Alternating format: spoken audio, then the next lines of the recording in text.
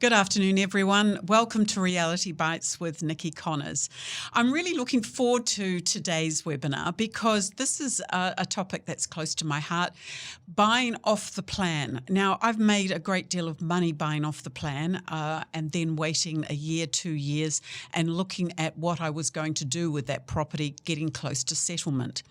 So what we want to do today is look at what that means, the pros and cons of buying off the plan, what the market is today, where we think it's going to go, and we're going to look at an example of a property that's exclusive to Propeller.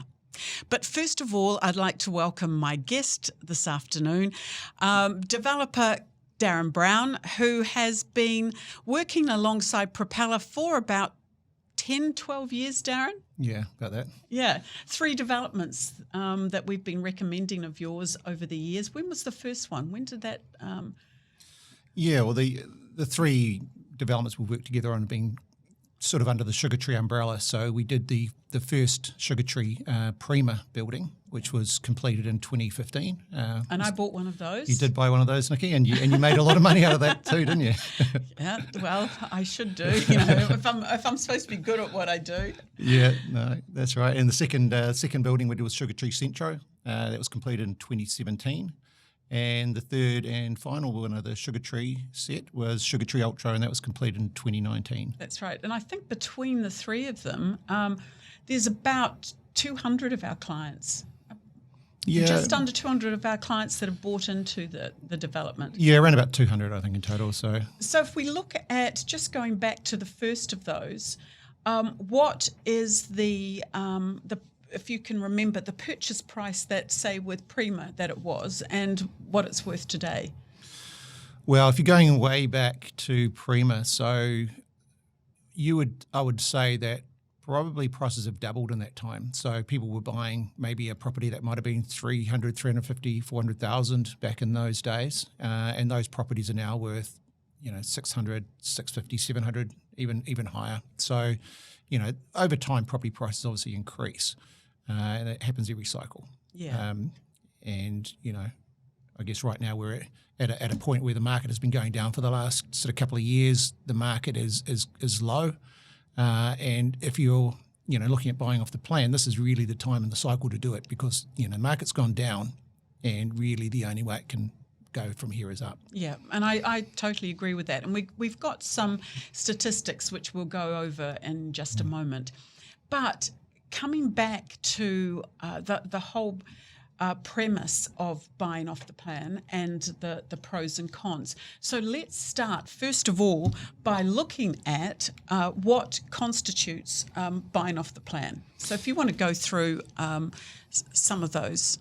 Yeah, no, that's right. So look, as a developer, when you're doing a project, typically in order to secure your bank funding for that project, you need to make some what's called pre-sales. So you sell some of your products, some of your apartments or houses before the project actually starts construction. And that gives the banks confidence to know that, they're a buyer, there's buyer demand for the properties. The benefit to buyers of doing that is that you're actually getting in and buying at today's prices, and you're getting to take advantage of any increase in the value of those properties over the course of that construction. So if construction takes 2 or 3 years, for example, which larger projects typically do, you're getting any capital gains that occur for that property over that period of time. So, and when you think about it, a property that, say, is 700,000 or 800,000, when we look at the structure, because it is typically a 10% holding deposit that's put on that property to secure it, that 70 or 80,000, just from what you're saying and from our experience as well, especially over the next couple of years, that could be giving you a very good return, not on the 70,000, but on the 700,000. That's the difference. Yeah, well, that's right. I mean, so if you put down a deposit, and this is one of the reasons why people buy off the plan, because in a rising market, and clearly there's no guarantees with these things, but in a rising market, you can do extremely well buying off the plan. So if you put down, as you said, a 10% deposit on an $800,000 unit, that's $80,000. But if that property goes up by 10%, it's not your $80,000 deposit that goes up by 10%. It's the entire property, $800,000 that goes up by 10%. All right, so you actually stand to make a lot of money. And I have, and a lot of our clients have as well by doing that. And well, many people on the Prima one that you used it as an example before, they were making 20 to 30% return on the properties throughout construction because they were buying into they bought us probably a very similar time to what we've got now. They'd just come off the global financial crisis back then. I remember, yeah. The market was pretty bad, and property prices had gone down and then stayed flat for a little while.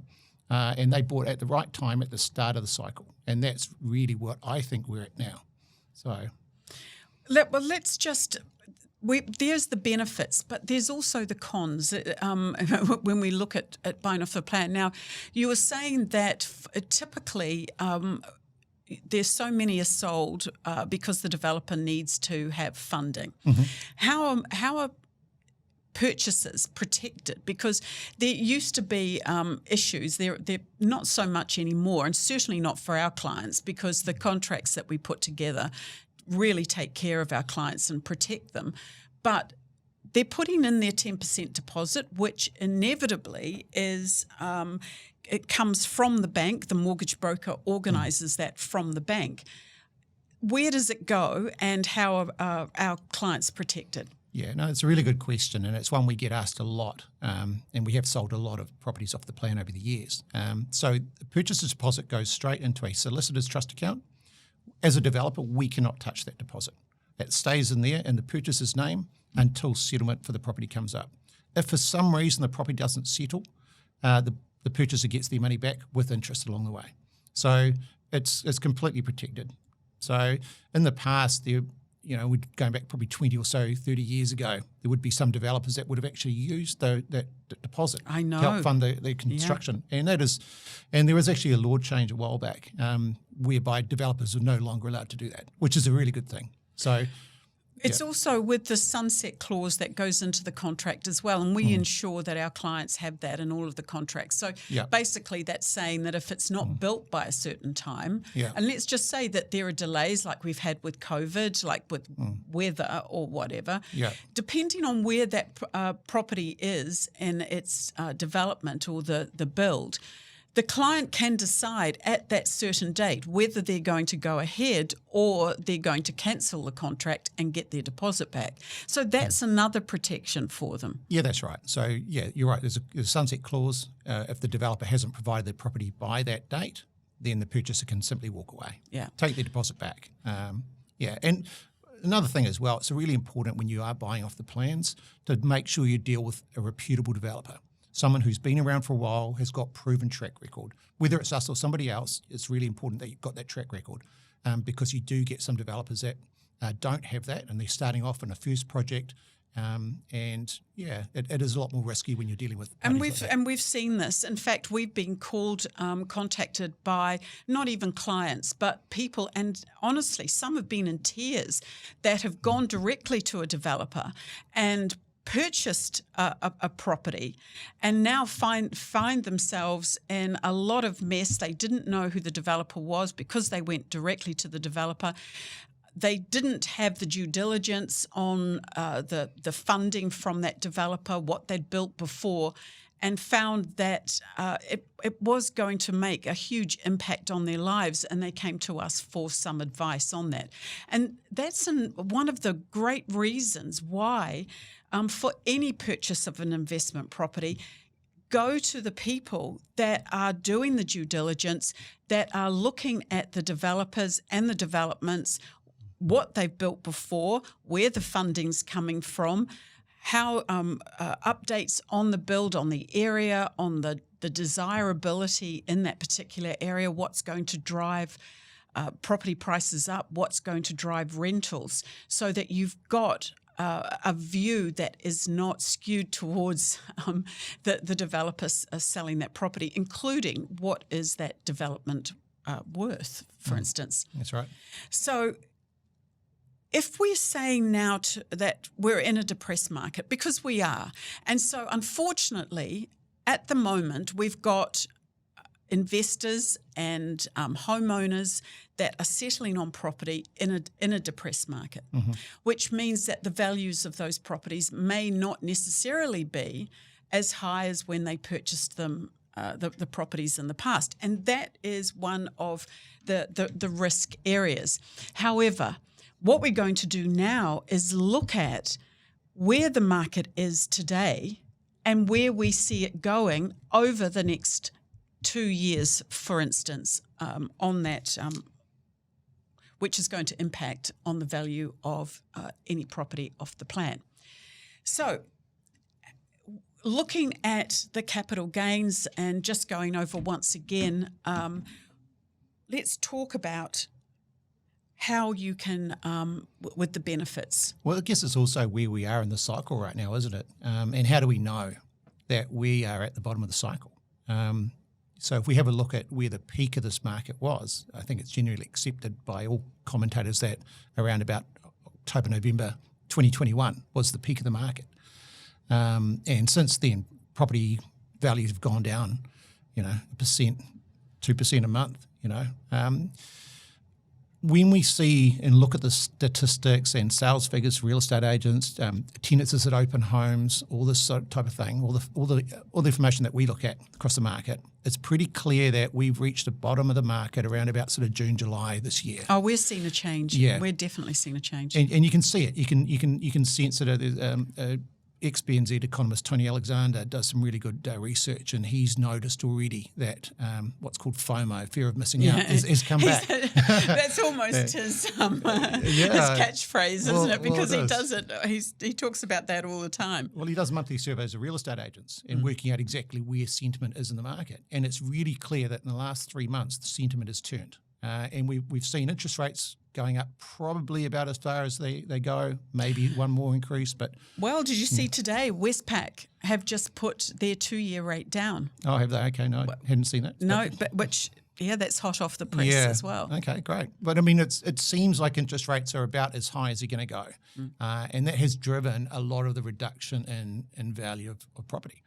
As inflation gets under control. So we're seeing that. I think you mentioned here as well, banks are loosening up their lending criteria. Yeah. So, and we're seeing that as well. Well, we've got low unemployment. Migration's the big one as well. Oh. I mean, we've gone from negative migration during COVID to now on an equivalent of about 80,000 people coming into the country every year. I think it's quoted that there are 200,000 that are waiting for their temporary That's right. Well, they're here at the moment, and they're waiting for their temporary visas to be converted to resident visas, which means that they can then purchase property. But you've still, in addition to those people, you've got another 80,000 coming into the country every year. And one of the reasons why we're really big on Auckland property is that half those people typically come to Auckland. And what you also found was that during COVID, a lot of people sort of left the bigger centres like Auckland and moved out into the provinces. And now what we're seeing is those people are coming back. So Auckland is really getting the benefit of some extremely strong population growth at the same time that we're seeing a falling off in new building consents. Yes. So we're seeing consents dropping off for new builds. We're seeing the number of people coming into the market increasing rapidly, and we're seeing interest rates stabilising. I mean, it doesn't take a rocket scientist to work out that, hey, that's going to affect house prices in the positive. And the other thing is, of course, it's an election year. And what we see every election year, there's everyone waits. They sit there and they wait for something. And, of course, when it comes to property, property just soldiers on. However, there could be an impact, a major impact as well, depending on who comes in. Well, the election is going to have a big impact. There's no question. And we're seeing in the last month or so, the polls are clearly shifting to the right to a national act, potentially New Zealand First government.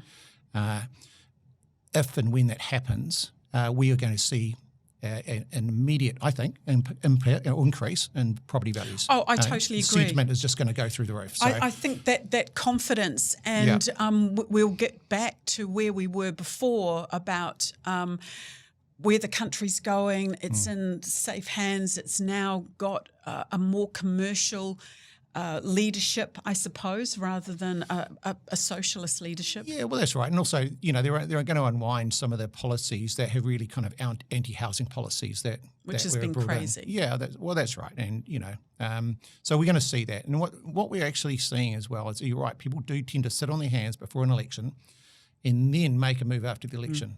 What we think at the moment is that because the result is becoming increasingly clearer, we're actually going to see people moving before the election in advance of that, because once the election happens... Oh, there'll be a barrage of people moving forward and looking for property. Yeah, that's right. That's right. And prices, I think, will actually go up then. We're expecting... So one of the things, I don't know if we've mentioned it yet, this is a pre-launch for us. So we're not actually launching properly into the market until after the election for that very reason. Yeah. But we're likely to be increasing our prices at that point as well. So this is a pre-launch. We're happy to sort of put this out there quietly. We're not advertising it at all. But yeah. So let's just then now look at the proof of what is happening and what the commentators. I had a client email me over the weekend and said, well, with everything and we're going on and we're at the bottom of the market, how can you tell us that it's going to go up and that my investment property is going to double over the next 10 to 12 years?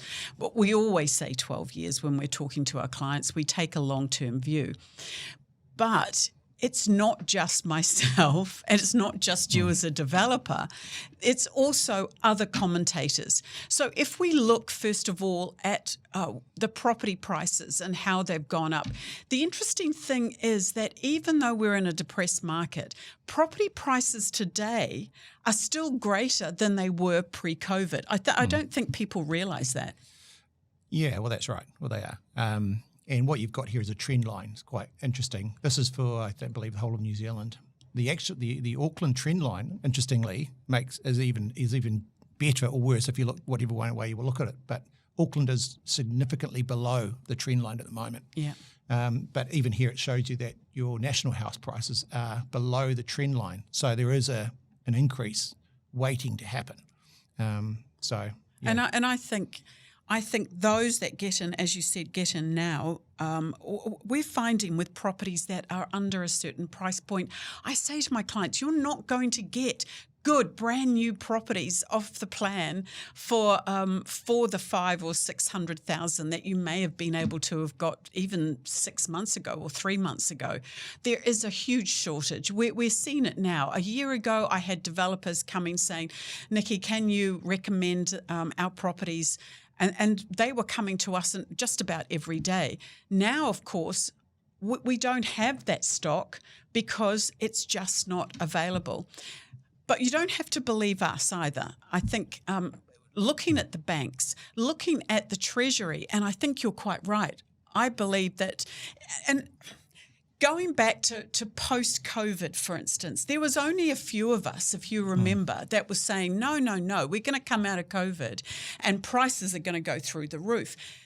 So many commentators said, no, that's not going to happen at all. Well, you were saying that, though, weren't you? You were saying that they're going to increase rapidly, and they did. And they did. Yeah. And, I got called names because of it. Pollyanna, I think, was the right. With this very positive view. But looking now at what is going to be happening over the next couple of years, and it is really exciting. So just looking at the figures that are up there, Westpac, the Treasury, New Zealand Home Loans, the BNZ, we're looking at, and I'm thinking, and I'm talking to my clients about the average of 6.5%, 7.5% next year, going up to 16% the year after. So when you're looking at buying off the plan today, we come back to this idea that if you're going to put 60 or 70,000 down on a property, and that 60 or 70,000 sits in a solicitor's trust account.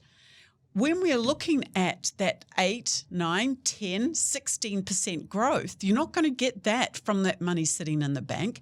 But potentially you've got that from an investment property going up in value before you even settle on that property. Now, one of the things that I've done is to decide, Am I going to keep that property or am I going to on-sell it before I settle on it? There's obviously a tax implication if I do that, but if the profit is significant enough, it doesn't matter. So we've come to the particular project that we're looking at today. It is a great looking building. I have actually bought one of these off the plan, and it was pre-launch. So tell us a little bit about this wonderful project at Chelsea Rise. Yeah, well, that's the name to start with, Chelsea Rise. We're in Birkenhead in Auckland, which we'll talk a bit more about in a second. It's a 77 unit apartment development. We've got a mixture of 1, 2 and 3 bedrooms, nice spacious apartments. We've also got 4 penthouses on the top as well. We've got way we've set this building up or set this development up is that this is the premier development in Birkenhead. So it's going to be very high standard. It's got a residence lounge as well. So what we found during COVID was that people there was a move towards working from home. So what we've done, instead of having to sit in your apartment all day, we've actually created this residence lounge. So you can go and during the day, plug your laptop in, work, have a community vibe going on in the building. And then after working hours, there's barbecue areas, kitchens. So we're going to find people socialising. There'll be a board game area, bookcase. So it's just a really nice communal area that residents in the development can actually congregate and get to know the neighbours. There's not many high-rise. Well, it's a boutique development. It is, There aren't that many. I can't even think of one in Birkenhead. No, look, there's a couple in Birkenhead, but it follows a trend that we're seeing. We've been seeing over the last 10 years is that people in the suburbs want to downsize over the years. Yeah. So, and this is more about owner-occupiers really, but it's, they want to sell the family home that they've been living in, maybe they're, 40, 50, 60 years old, the kids have left home, and they want to live somewhere nice, but locally in the area. And they want to lock up and leave. They want the security that they get from an apartment development. They want the convenience. They want it to be looked after for them. They don't have to worry about maintenance or anything like that. So you're getting a huge move for owner-occupiers buying into local apartment developments. And that means that it's a stable community environment that has that mixture, which I think is very healthy. Well, that's right. You want to have a mix. In any typically tenanted building that you have, in my view, you want to have a good owner-occupier component because owner-occupiers will tend to look after the building and the property better than tenants will, just in general. And with that, you've got this building in particular, it's leased probably 50% owner-occupied product, 50% tenanted type property. So it's a really good mix. Have a look at that as well, because we're going to have a look at the views in a minute, which are spectacular. The views are stunning, and it's one of the things that really got me excited about the site when we first found it. The views are spectacular, and the photos that we've got later on don't really do it justice. But yeah, has to kind of be seen. When we had a look at it, we went on site. I just loved it. One of the things that we haven't discussed as well is that when you buy off the plan and it's so far away, like 2 years, as we said, it allows time for the market to settle down. So when we put together our cash flows for clients at the moment, we're looking at what the interest rate is today, what the rental is today. So we're taking quite a conservative view. In reality, interest rates are predicted, as we said, to go down. Now, over the last 10, 20 years, the average interest rate's been in the early 5%. And when we're looking at rentals as well, if I'm using the rental today, what is that going to be potentially in the future? So the minimum that you would put down, as we said, it's 10% holding deposit. And what happens is that your mortgage broker, you don't have to come up with that cash. The mortgage broker gets that as an advance from your bank whilst he's getting a pre-approval on the full amount. So if we're saying the other question is how reliable are these house price forecasts? Well, let's just go back, if you like, to what the banks are saying, and no one's got a crystal ball. No one has. But we're here as commentators and economists. I'm not an economist, who have we've got experience of the market. We see what history has taught us, and then going forward, what that means. And part of that is the cycle that property goes in. So when we've got the bank economists, who are usually very, very conservative, that are saying that property prices are going to go up by 8%, 10% next year, 16% potentially the year after, we feel quite confident, because once again, property goes in cycles, that is going to follow the trend as well. Yeah, that's right. So let's just go on. Birkenhead. Yeah. It's over the bridge, but just over the bridge. Yeah, well, look, it's on the Auckland's North Shore, so it's and that's certainly considered nice part of Auckland. It's on the sea, it's on the coast, so it's kind of got that little seaside village vibe to it. It's actually a really, really great area. And the good thing about the location of this development is that you've got everything on your doorstep. So it's literally on your doorstep. Like literally on your doorstep. You've got a school next door. We've got a gym in the development as well, but you've also got gyms across the road. You've got shopping centre across the road, bowling club there. You've got a library. You've got all the medical facilities there. You've got a leisure centre that's 5-minute walk away. You've got the cafes, the restaurants. Everything literally is a 5-minute walk. And it's right there. You've got buses that run down the main road. You've got the ferry just down the bottom of the street. The ferry's fantastic. Oh, it's great. I mean, it is so convenient. Everything is there that you could possibly want in a community. It is right there. And it's, yeah. And we go back to the fact that when you look around that area and what is being developed and what's going ahead, there isn't very much. So there is that shortage of newly developed property. So let's look at some of the views. Now, one of the ones the one that I've purchased actually is what does that go? The east one. The east one's at the top. Yeah. So there's the south facing. Oh, the east facing. Yeah. I've got the one on the south facing.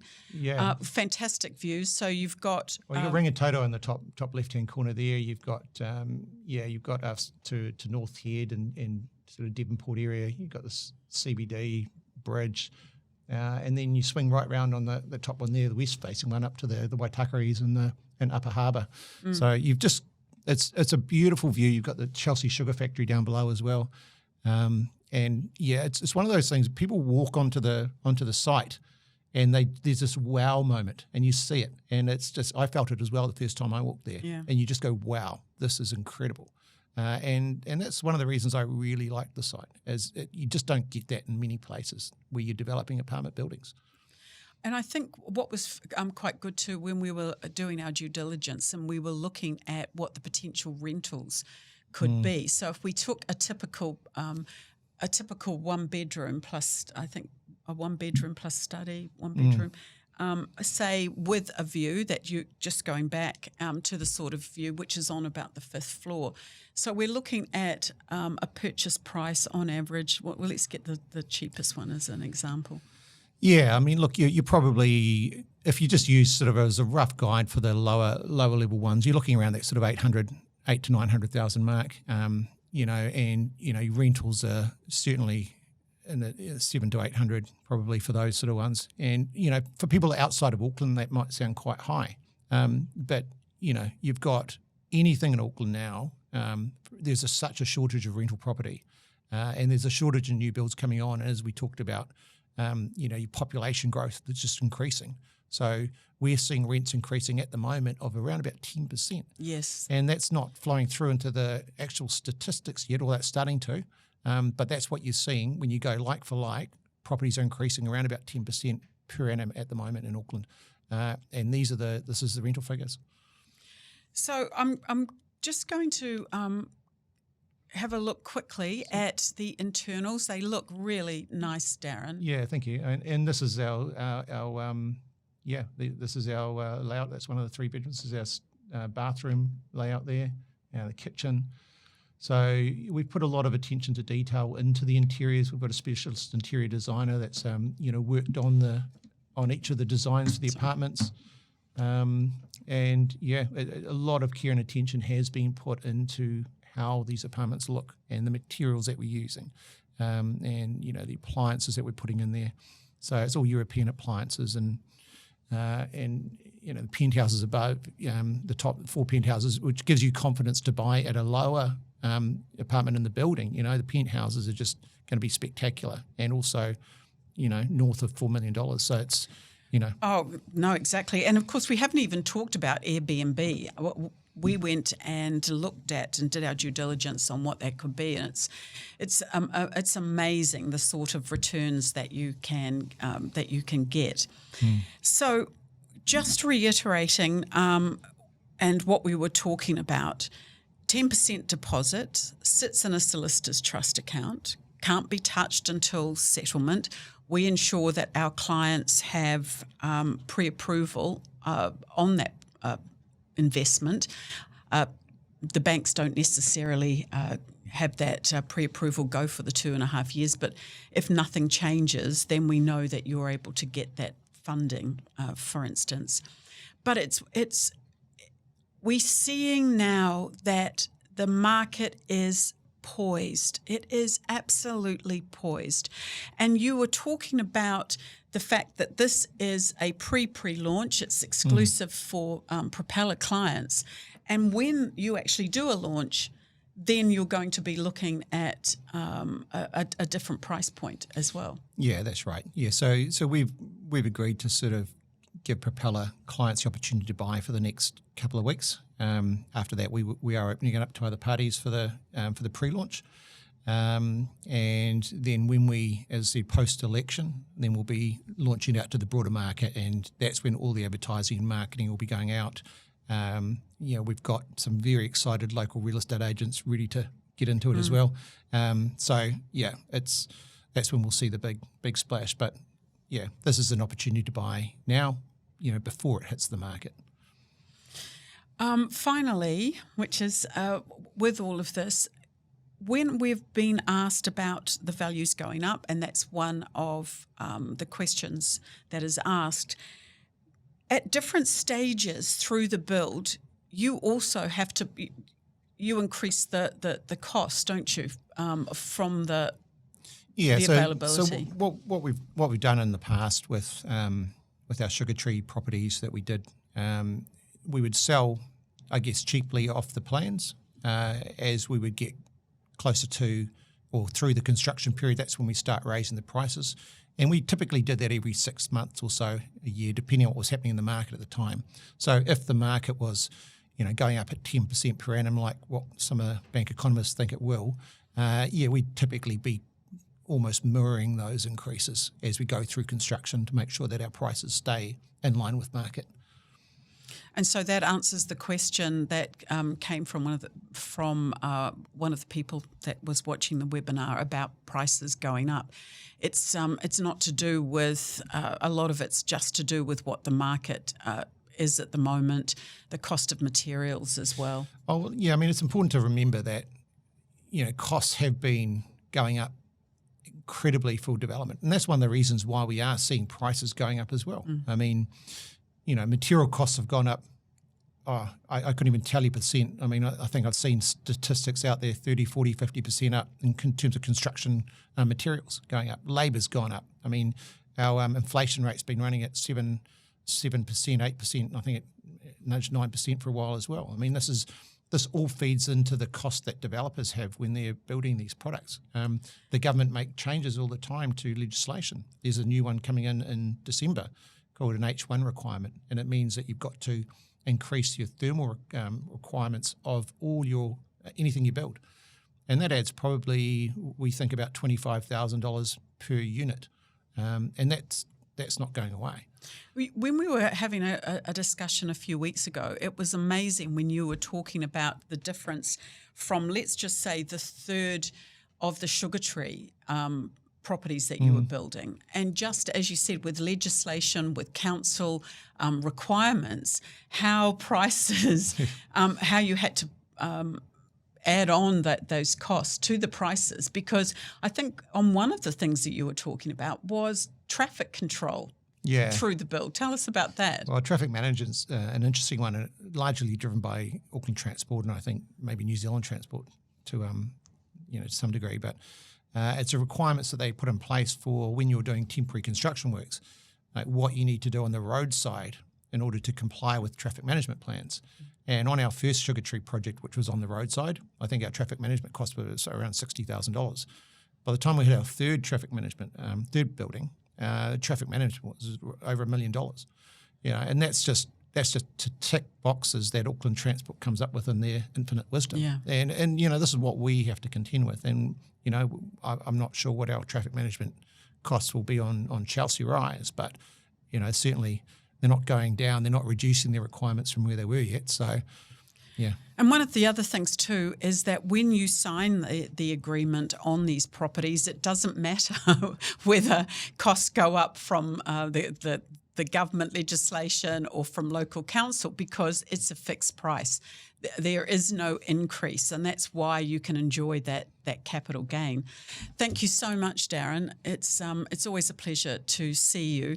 I've got to say that we do have limited stock. All of the properties that we recommend is off the plan, whether it's 3 months away, 6 months, 18 months, or as far as 2 years away. But we are seeing, for instance, that in Christchurch that has been undervalued for so long, that properties that are around about townhouses that are around about that early fives, they're disappearing. We're not seeing properties that are in the 500s in Auckland or in Hamilton of a reasonable size that the banks will loan on, that also are going to give a reasonable return with the rental as well. So when we're talking about the market is poised, the market is really ready to go off. And so a canny investor would be looking now, whilst they still can, to secure an investment property. And that's one of the things that we can do. And remember, Propeller, we do the due diligence on your behalf. There is nothing on our stock list that we haven't performed that due diligence or worked with solicitors on the contracts to look at, to see that there is nothing that's onerous there for our clients. And that's one of the major benefits, because we do this every day. You don't know the history of a developer. You don't know whether they're having difficulty getting finance. You don't know what the finished product is going to look like. And the difference is we do. And that's why we work with certain developers on a regular basis, actually, because we are assured of the quality and the potential capital gain for our clients. We don't see that there's any questions, because I think we've probably answered everything. Yeah. But if you would like to know more about Chelsea Rise or any of our off-the-plan stock that Propeller has from that late 400s, early 500s, up to Chelsea Rise in Auckland. And I always say to my clients, Auckland is the most dynamic market. It's a blue chip stock, if you like. So it's important to see whether you can get and still be able to obtain an investment property in Auckland, because for many investors, they are going to be priced out of the market. So whilst you can, to get that well-rounded portfolio, secure something in Auckland. But if it's in the 500s, you've got a tiny, small window to be able to achieve that in Christchurch, for instance, where the rentals are also going up. I'm going to put up now our contact details, but you can go to our website and fill in a form. You can call our 0800 81 81 91 number, or you can email info@propellerproperties.com. reality.bites.co.nz. Thank you so much for your time. Once again, Darren, thank you so much for your time as well. I'm looking forward to the growth of Chelsea Rise. Our clients will get an update throughout the next 2 years, and I'll be on site because I'm already seeing the growth and the potential growth and the capital gain that I'm getting from my Chelsea Rise. Thanks, everyone. Have a good day.